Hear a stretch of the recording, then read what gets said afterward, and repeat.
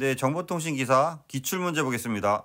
좀 더 많은 자료를 원하시는 분은 카페에 오시면 체계적으로 자료가 정리되어 있습니다. 네, 이번 시간에 그 방송통신, 영상회의 및 멀티미디어에 대해서 보겠습니다.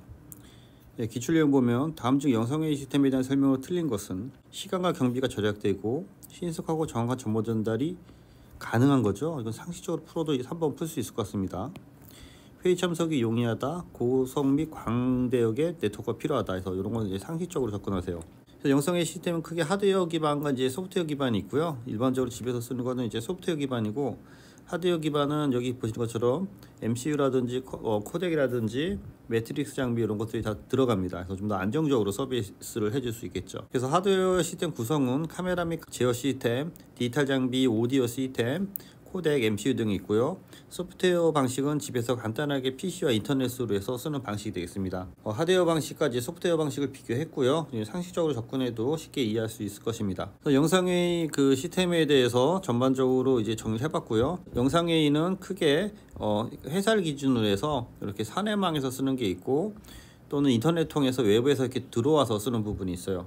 엔드포인트 장비라든지 네트워크, 비디오 또는 오디오 코덱, 전체적으로 얘를 컨트롤하는 다자간 컨트롤하고 있는 MCU, 멀티포인트 컨트롤 유닛이 필요하고요. 사용자 인터페이스라든지 콘텐츠 공유하고 녹화나 보안 등등의 그 툴들이 필요합니다. 관련된 내용은 참조하시고요.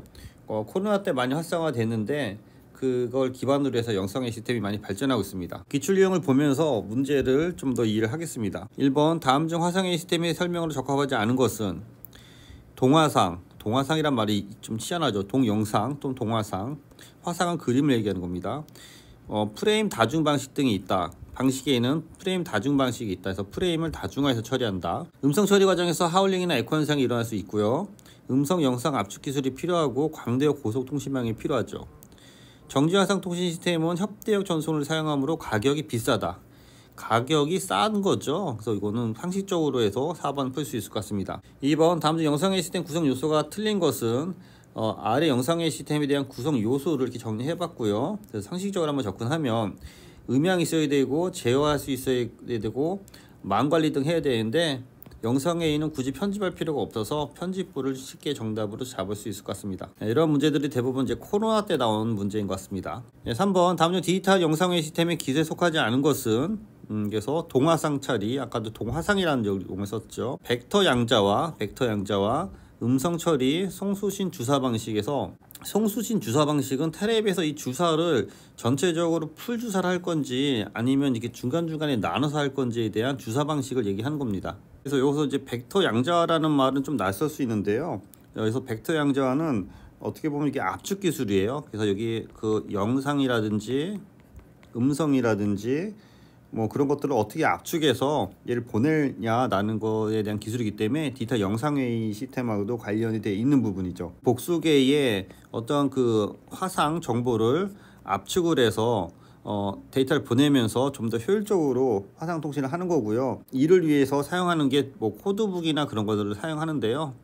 이 부분은 방송통신 기사 쪽으로 가면 좀 더 깊이 들어가는데 저희는 이렇게 크게 보고 가면 될 것 같아요. 그래서 벡터 양자화는 화상을 또는 음성이나 영상을 좀 더 압축하는 기술이다 라는 쪽으로 이해해 주시기 바랍니다. 송수신 주사 방식은 TV 주사 방식을 얘기하는 거기 때문에 물론 디지털 화상에서의 주사도 좀 관련이 돼 있을 수 있다고 볼 수 있겠지만, 단순히 그 TV 쪽으로 접근해서 정답을 4번으로 잡아주시기 바랍니다. 4번, 정보통신 기술을 이용해서 시간과 장소 제약 없이 동료들과 원활하게 협업하고 끊김없이 업무를 수행할 수 있는 것으로 옳은 것은 원격 회의, 스마트 워크, 영상 응답, 화상회의, 이게 다 그 말이 그 말인 것 같죠? 그래서 스마트 워크라는 그 개념이 그 케이스에서 나왔는데요. 한 사무실에서 일하는 게 아니고 사무실을 지점이나 지사에 옮겨가서 업무를 할 수 있는 그런 개념을 이제 스마트 워크라고 합니다. 그래서 여기서 시간과 장소의 제약 없이 원활하게 협업한다.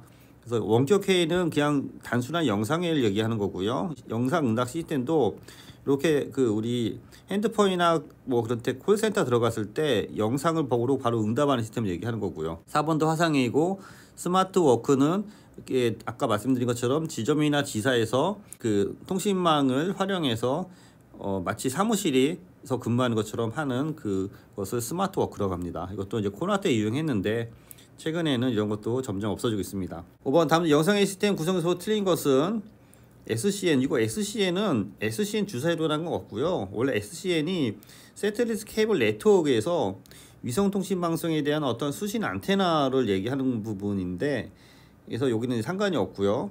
그 음성 신호 처리, 영상 신호 처리, TV 프로세서 송수신 장치에서 요거는 다 이제 관련이 있는데, 이게 좀 헷갈릴 수 있는 게 이제 TV 프로세서라고 있으니까 좀 헷갈릴 수 있을 것 같아요. 그래서 문제가 썩 좋은 건 아니고요. SCN은 세텔리스 케이블 네트워크로 해서 위성 방송의 어떤 수신 형태에서 다이렉트로 받는 게 아니고 위성 접시 안테나로 받는 거기 때문에 전혀 상관이 없습니다. 이 SCN은. 그래서 TV 프로세서에 여기 송수신 장치만 관련돼 있어서 그나마 제일 답이 아닌 거는 SCN으로 잡아주셔야 될 것 같습니다. 네, 6번 화상의 오디오 압축 방식에서 300에서 3400Hz의 대역폭을 가진 16, 24, 32, 40kbps의 ADPCM. 네, ADPCM은 어댑티브 디퍼런셜 차등입니다. 차등.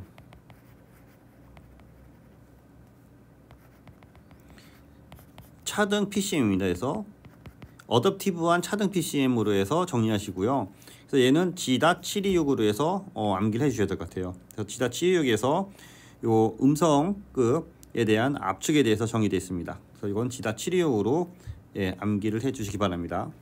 7번 영상통신회의 방식의 종류에 해당하지 않는 것은 VRS는 자동응답 시스템. 이거는 영상회의가 아니고 그냥 화면을 보고 응답하는 거죠.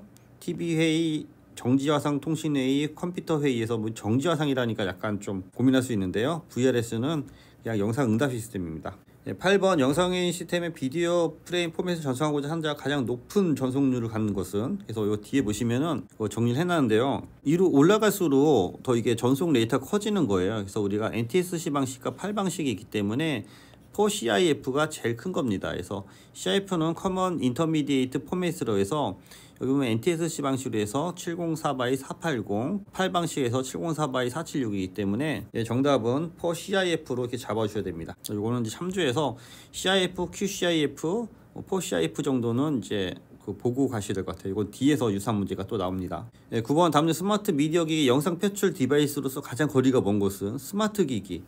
HMG 이렇게 머리에 쓰는 거죠. 스마트폰, VR, 버추얼 리얼리티죠. 화상 스크린이 단순한 영상을 표현하는 스크린이잖아요. 그래서 이건 화상 스크린으로 잡아주셔야 될 것 같습니다. 나머지 상식적으로 접근하고요. 10번 멀티미디어 활용 분야 중 기존 공중통신망 방송이나 케이블 TV에서 프로그램을 일방적으로 수신하는 것이 아니고 가입자의 요구에 따라 원하는 시간의 내용을 맞춤형 할 수 있는 서비스, 그걸 우리가 VOD 서비스라 하죠. 비디오 온 디맨드. 상식적으로 풀 수 있을 것 같습니다. 11번 홀로그램의 핵심 기술 주요 내용으로 가장 거리가 먼 것은 실제 공간, 실공간에 재현된 그래픽의 안경이 필요 없죠. 홀로그램은 안경용. 이건 3D 얘기하는 거죠. 실물에 대한 3차원 영상 정보를 활용해 데이터를 획득하고 대용량 홀로그램 간섭 패턴을 컴퓨터로 고속 처리하고 홀로그램 데이터로부터 객체를 실공간에서 광학적으로 재현한다. 그래서 이거는 쉽게 1번 잡을 수 있을 것 같습니다. 12번 멀티미디어 단말기의 요구사항과 거리가 먼 것은 음성 정보의 고압축, 영상 정보의 리얼타임 전송, 분산 환경의 프로토콜에서 그룹 환경으로의 통신 프로토콜, 동적인 정보들 간의 동기화 속성. 요거는 잘못하면 이게 속을 것 같은데요. 멀티미디어이기 때문에 영상에 좀 더 초점돼서 음성보다 영상에 대한 고압축이 필요할 것입니다. 그래서 그 내용으로 해설되어 있는 것이니까 이런 것들은 문제를 잘 읽고 정답을 찾으셔야 될 것 같습니다. 13번 다음에 멀티미디어 특징으로 틀린 것은 디지털화, 통합성, 단방향, 상호작용. 당연히 이건 양방향이어야 되는 거죠. 단방향이 아니죠. 상식적으로 접근하시고. 14번 다음 중 멀티미디어에 대한 설명으로 적합하지 않은 것은 두 가지 이상의 정보를 동시에 표현 가능한다. 그래서 멀티죠. 말 그대로. 데이터의 압축 및 복원에 이용되고 시스템 전송에서 동기화에 필요한 전송선을 반드시 전용 회선이 반드시 필요한 게 아니고 우리가 인터넷 회선으로도 할 수 있잖아요. 그래서 요거는 3번은 반드시 요게 좀 틀린 거고요. 대용량 저장 장치 및 미디어 입출력 장치를 갖춰야 한다. 맞는 거고요. 15번 다음 중 멀티미디어 디지털 콘텐츠의 저작권 보호를 위한 디지털 워터마킹에 대한 설명으로 옳지 않은 것은 디지털 워터마킹은 이렇게 라이센스 같은 걸 이제 보호해주는 그런 기술이에요. 그래서 비가시성으로 눈에는 안 보이고 눈에 띄지 않게 처리해야 된다. 왜곡 및 잡음이 강해야 되고 인식을 위해 꼭 원본을 갖고 있을 필요는 없습니다. 최소 비트로 사용해서 해야 된다. 그래서 그 내용이 이렇게 설명되어 있습니다. 스테가노그래피라든지 워터마크, 핑거프린터 이런 것들이 좀 시험에 나올 수 있기 때문에 참조로 보시기 바랍니다. 16번 다음 중 보기에 설명하고 있는 디지털 멀티미디어 콘텐츠 보호 방법은 콘텐츠를 암호화한 후 배포하여 인증된 사용자만 사용하고 무단 복제 시 인증되지 않은 사용자는 사용할 수 없다. 그래서 이런 건 이제 기업에서 많이 사용하고 있는데요. 문서에 이제 DRM이라서 디지털 라이트 매니지먼트에서 어떻게 보면은 문서에 저작권을 거는 그런 그 개념이 되겠습니다. 콘텐츠를 안전하게 보호할 목적으로 문서를 암호화하는 기술로 어떤 회사 내에서 관련된 사람만 볼 수 있게 하는 그런 기술이라고 보시면 되겠습니다. 17번 다음 중 영상통신기기의 압축에 대한 평가 기준으로 맞지 않는 것은 압축률 중요하죠. 암호화랑 압축률하고는 상관이 없죠. 암복화 속도, 복원된 데이터 품질 등등이 중요합니다. 그래서 그 내용을 정리했습니다. 내용이 되게 많네요. 18번 멀티미디어 화상회의 데이터를 TCP/IP와 같은 패킷방을 통해서 전송하는 I2T 표준 얘를 H.323이라고 합니다. H.323. 그래서 정답이 4번이 됩니다. H.323. 정리하시고요. 19번 다른 장소에서 회의를 하면서 TV 화면을 통해 음성과 화상을 동시에 전송받아 사무실에서 회의하는 것 같은 거, 이걸 우리가 그 화상회의라고 하는 거죠. 그래서 이번 정답이 잘못됐는데요. 1번 비디오 컨퍼런스 시스템, 화상회의 시스템. 그래서 이거 쉽게 1번 잡으시면 됩니다. 정답 잘못했습니다. 20번 다음 문장의 정보통신 용어 중 무엇에 속하는가? 참가자들이 실제 같은 방에 있는 것처럼 느낄 수 있고 가상회의 시스템으로 실제 상대방과 마주하고 있는 것 같은 착각을 하는 가상현실과 결합된 기술. 그래서 이걸 우리가 텔레프리젠트라고 하죠. 텔레프리젠스에서 떨어져 있는데 마치 여기 원거리에 같은 거리에 근거리에 있는 것처럼 근거리인데 원거리를 뜻하는 텔레프리젠스 원거리를 뜻하는 텔레와 참석을 뜻하는 프리젠스 합성어로 해서 이걸 우리가 텔레프리젠스라고 합니다. 21번 화상회의 시스템에서 기본 구성 요소가 아닌 것은 기본 구성 요소 화상회의를 하려면 당연히 전송도 있어야 되고 단말기 있어야 되고 컴퓨터 센터 시스템이 있어야 되고요. 다중하게는 꼭 기본이라고 할 수는 없습니다. 그래서 이 내용은 한번 읽어보면 쉽게 정리가 되는데요.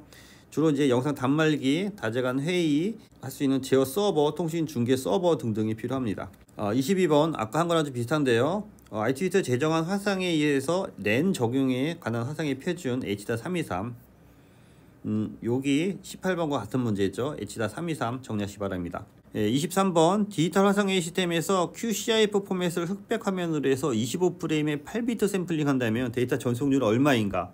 QCIF 포맷을 알아야 되는 게 제일 키가 되는 거죠. 그래서 보면은 QCIF는 우리가 기본적으로 이 문제에서는 8방식인지 NTSC 방식인지를 언급을 안 했는데요. 기본적으로 QCIF의 8방식은 176x144입니다. 그래서 176x144를 물으면 풀 수가 없는 거죠. 그래서 가로 세로가 276x144고 전체적으로 25프레임에 우리가 이제 8비트로 해서 샘플링해서 보내려고 하는 거에 2배로 보내야 되기 때문에 곱하기 2를 해주면은 약 10Mbps가 나옵니다. 그래서 아래 사항 참조해서 푸시고요.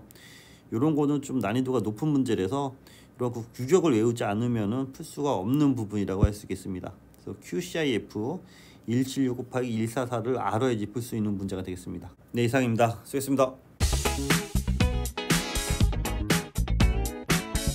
일단 그 추가 설명을 들면요, 우리가 지금까지 많이 한 거, 일단 PCM, DPCM, ADPCM 이거 먼저 알고 설명해 드릴게요.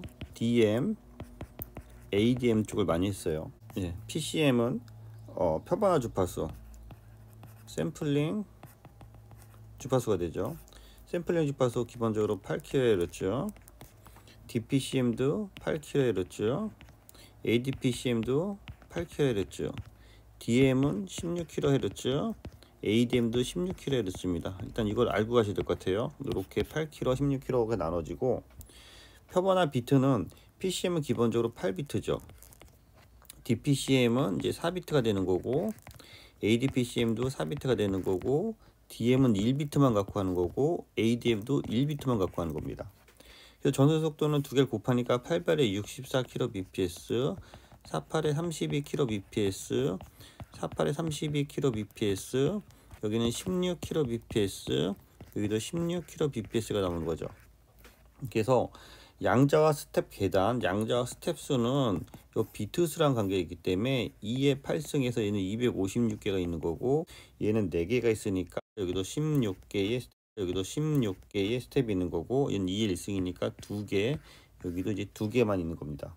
그래서 시스템 구성이 일반적으로 여기가 이제 보통이면은 DPCM은 약간 복잡해지죠.